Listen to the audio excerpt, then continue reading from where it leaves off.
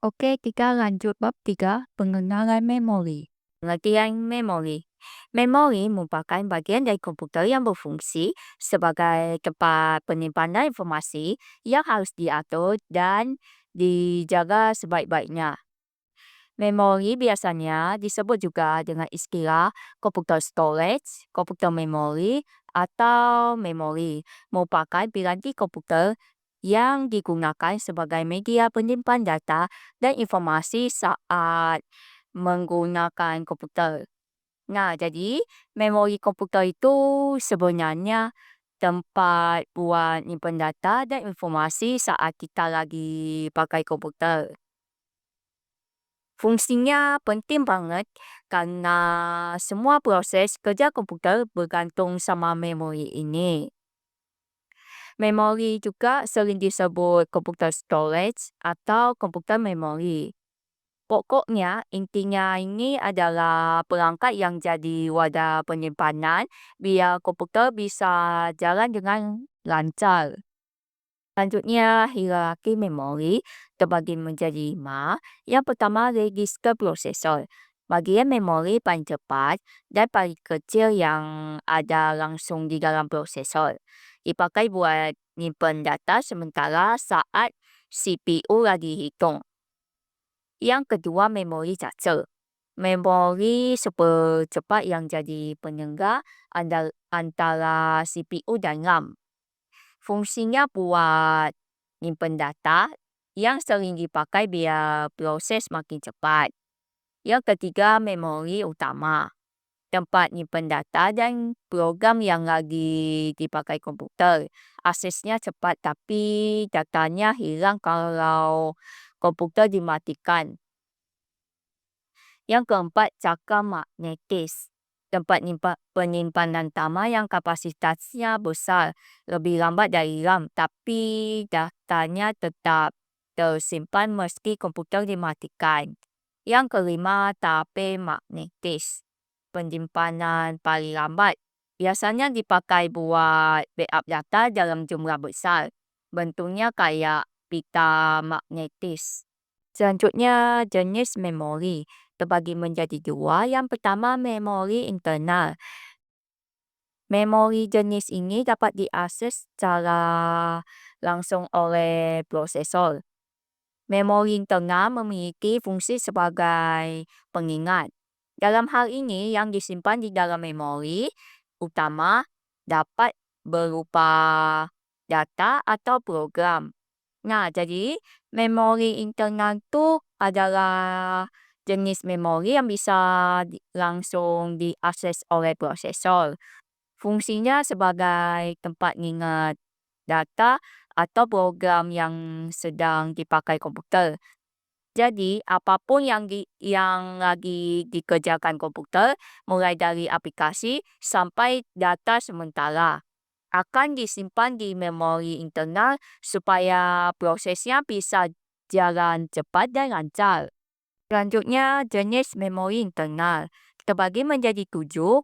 Yang pertama, ROM atau Read Only Memory atau firmware.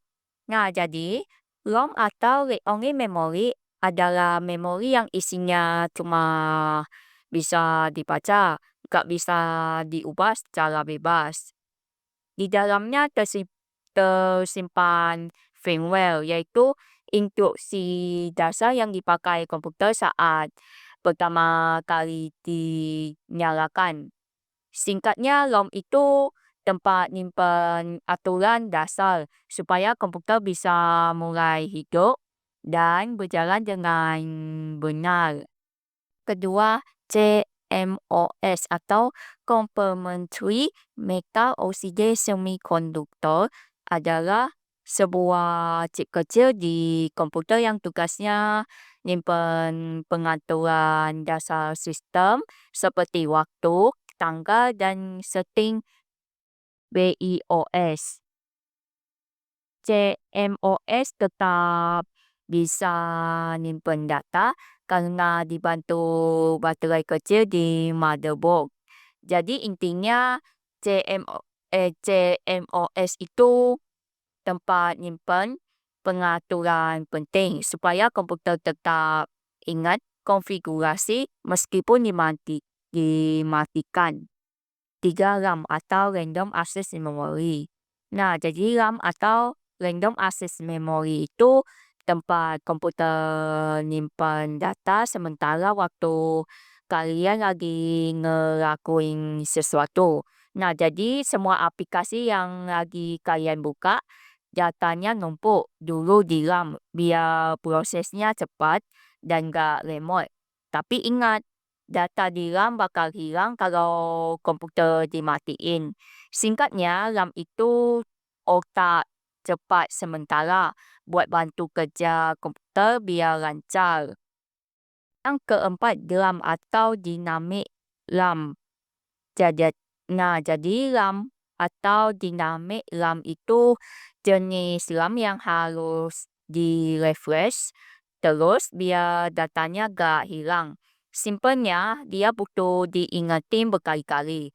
Kelebihannya harganya lebih murah dan bisa muat banyak data. Makanya RAM sering dipakai jadi RAM utama di komputer dan laptop. Yang kelima, Synchronous Dynamic RAM. Nah, jadi Synchronous Dynamic RAM itu versi RAM yang kerjanya udah sinkron sama dots CPU.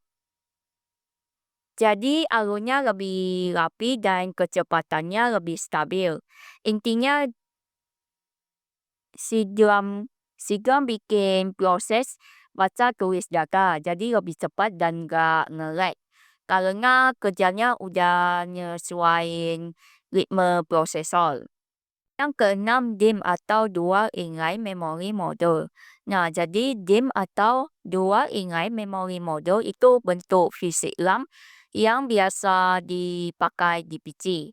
Bentuknya panjang, ada chip-chip RAM nempel di papan kecil, disebut dual inline.